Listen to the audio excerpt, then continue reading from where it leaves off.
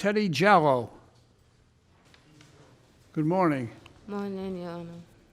You have 2 red light violations. Okay. These are both on Westminster and Manton Street. Yes. You remember that? Yes, I do. Where are you from? I'm from Gambia in West Africa. Yeah. How long have you been here? 10 years now. 10 years? Yes. Yeah, what do you do? I came here as a refugee. Get close. I came here as a refugee, and in 2009, end of 2009, and with my husband, so we co-founded the Refugee Dream Center. I don't know if you know about it. It's a non-profit that helps refugees after when they arrive in Rhode Island. After 2 months, so that's where we picked up. We help with ESL, we do case management, and also we do like job search and just be their family when they don't have a family here. What other services do you provide for them? Do you feed them? Do you house them? What do you do? No, actually, we don't feed them, but we help them get, for example, if they need food, we can help them go to DHS for them to have food stamp, and we help them to be self-sufficient, like to learn the English, know how to speak English, get jobs, get good schools, and mentor the kids so they don't go in the streets. We do case management a lot. That's good. You're doing God's work, you know that. Yeah, during the COVID though, it's a lot of work. So what we do during the COVID, we like buy food, toiletries, all that, and then we deliver it in their houses. So when we come, we just call the person to come pick it in front of their doors. Yeah. Do you have any children? I have 2 kids. 2? Yes. How old are they? 9 and 8. Oh, Yeah, that's a handful.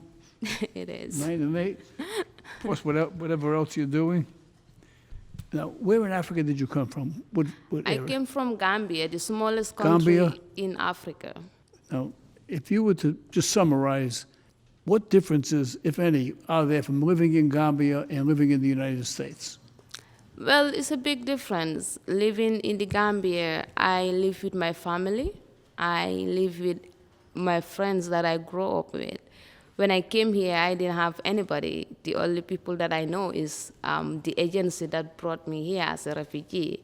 So I have to start from like zero, a newborn. I work my way up.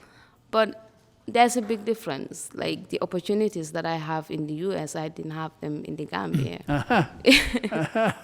Yeah. You know, and that's what we talk about in this country, is the land of opportunity. Exactly. The United States is the land. Remember in school, Inspector Quinn? See, the United States is the land of opportunity. Exactly. You know? My dad was born in Italy, Oh, and cool. he came here. He was a fruit peddler. You know, he came here because this was the land of opportunity. He was a young man when he came here. That's But nice. his mom, who had 10 kids, came here with all the kids for opportunities, you know. And It is. my father's dream was that his kids would do well. And, That's why we create the center to give back. well, we try to,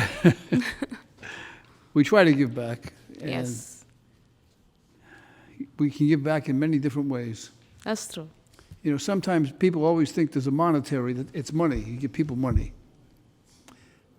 That really isn't giving back all the time. You know what it takes sometime? It takes putting a hand on somebody's shoulder That's who true. has no hope or who has a problem and has no one to listen to them and has no one to give them advice. And putting a hand on their shoulder and, That is true. and telling them that you care. That is true. You know, We see that a lot. just to give of yourself. Yep. And in many cases, depending on the circumstances, you know, we help people with money, opportunity, circumstances, you know, whatever the circumstances might be, you know. Say That's what? true. Food and lodging, right? Yep. Provide people with food and lodging. And a great deal of love and understanding. That's true. Okay, let's see what terrible thing you did. Carol, let's look at 729 first. It's red, and here she comes, and she did not stop, and she made a right-hand turn unread. Did you see that? I see that. I always make a mistake in that light. You always make a mistake on that light. Yeah. How many times you going to keep putting your hand on the hot stove? Right?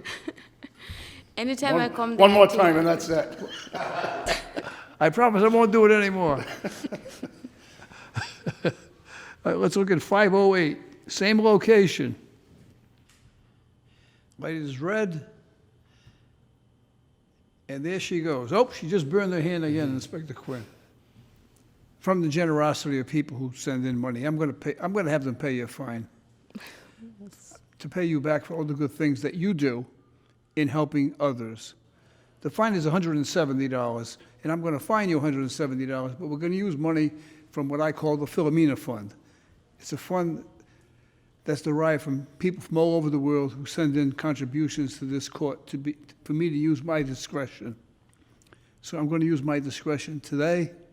So this will not go on your driving record, it will not go to your insurance company. The bottom line is that it will be dismissed for you, right? Okay. But the fine is going to be paid, so the city will realize $170 on your behalf. Thank you okay? so much, And the sir. Philomena Fund is named after my mom. Thank you. Thank you If so she- much. If she was here now, she'd probably start cooking to feed you. Okay, Thank you. Thank you so much. good luck to you. Yeah, thank